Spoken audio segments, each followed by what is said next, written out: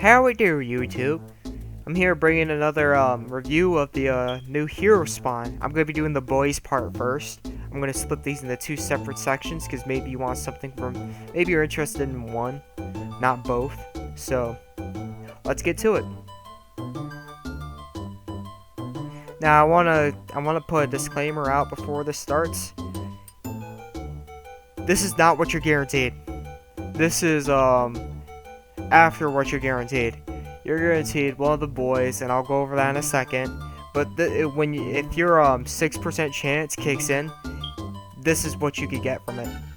So when you look at the spawnable gear, don't be confused. This is all by chance. These are not the guarantees. Some of these are the guarantees, but not all of these. All of these are what you can get possibly after you get your guaranteed. Anyways, let's get to it.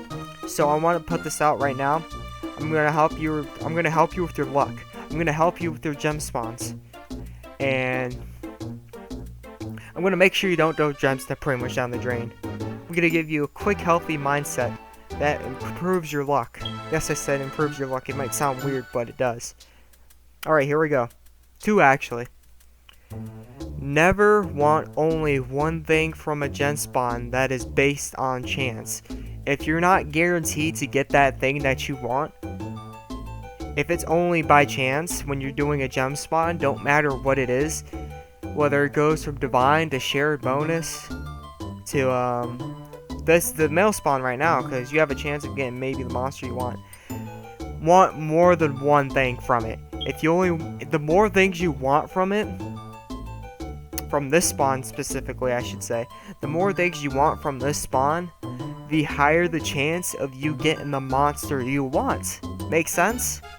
So if you want only one monster, especially if it's a higher cost, you might throw your gems down the drain like, yes, I can feel it, and then you might not get it, like, oh man, this game's crap, I had bad luck and all this, tearing yourself down. When instead, you might be wanting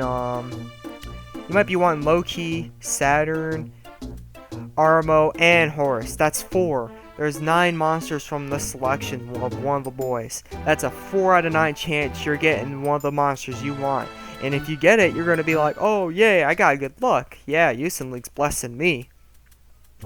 So, anyways, if you don't have more than one monster you want from the spawn, I'd recommend having at least 3 monsters you want from each one of these spawns, one of the men and one of the boys, before you even think of doing it. And you might argue that they're featured, but I want to tell you right now, for the most part, most of the featured monsters are frequently come and go. They're not, unless they're collab, they're gonna be gone for maybe a couple weeks and then they'll come back. Gone for a couple weeks and come back again. Another different spawn. Gone for a couple weeks and come back again. Good examples are Horus and Odin of Gods. You're not gonna do a regular spawn like one of the free spawns or one of the video point spawns, and he's gonna be sitting there as an SSR being like, hey, I want to join your squad, you seem pretty lit. It's not gonna happen. Honestly. So yeah, the featured monsters are all come and go. As you can see, we've had Odin multiple times as a featured and Horus twice. So they're all come and go. Don't think this is a one and done deal. It's not. You'll see them eventually. So save up those gems, especially if you're free to play. It's gonna take it's gonna take time for it to come back. It's gonna take time for you to get the gems. So you're pretty much preparing for the war ahead. It's called the War of the Gem Spawns. A very sacred war between the RNG of a man and A team. But anyways, going on. I'm gonna be going over the monsters, telling you what I think of them, perspective. If you have any like major contradictions or any doubts, any problems with the video, let me know in the comments. I'm going to be doing a shout out later in one of my other videos of 2 dudes. Anyways, Neza Sebitar, he's like a Matsuratsu, the sun god.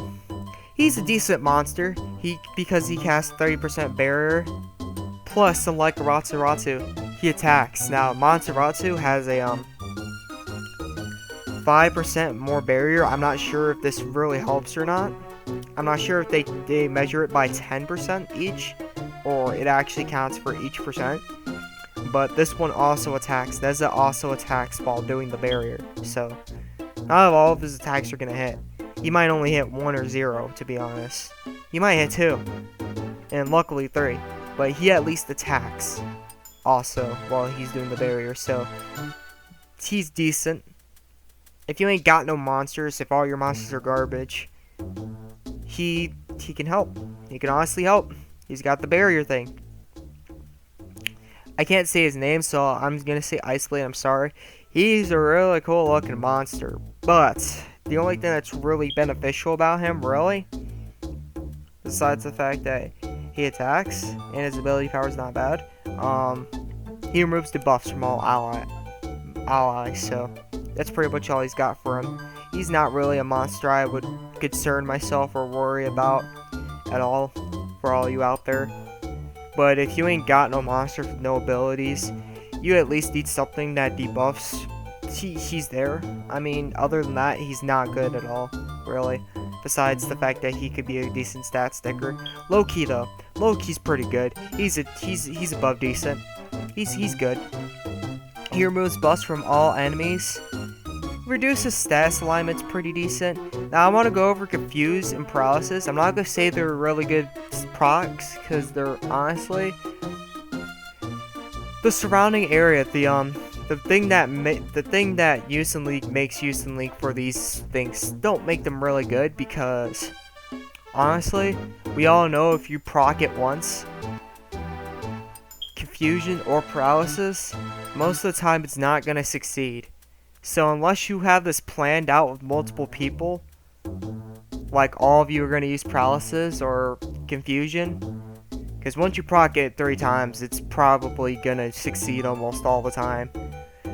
But other than that, it's not really useful. So I'm going to put it as between good and decent. But he increases your stats by 40% for 60 seconds, so he's good.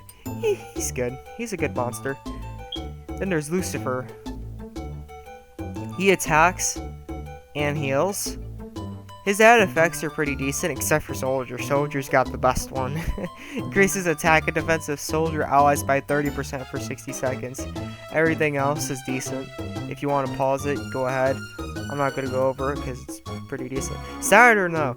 Besides the fact he's not the best stat sticker out there, all of his abilities are amazing. He increases stats, he gets used and back quickly, and costs recovery speed. He's really good monster. He's a really good monster, I'm telling you right now. Besides his gear costs. He's got potential count though, so that makes up for a little bit of it. Because his stats can go higher with potential count instead of not. Say for example, you could probably have more stats with him than Sun Wukong just because of his potential count.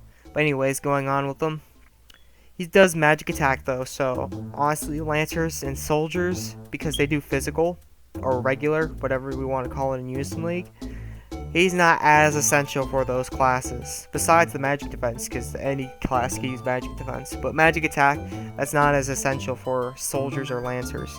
Sun Wukong, he does the same thing with the magic attack and magic defense, except it's by more for 60 seconds. He casts Elevation. Elevation helps with those procs by chance, like Physical Testament or Magical Testament XL or XXL. He helps pretty much increases the chances of those, and he attacks, so he's decent. He's good. Decent. No, he's decent. He's a little above regular decency, but he's good. He's good. He's between decent.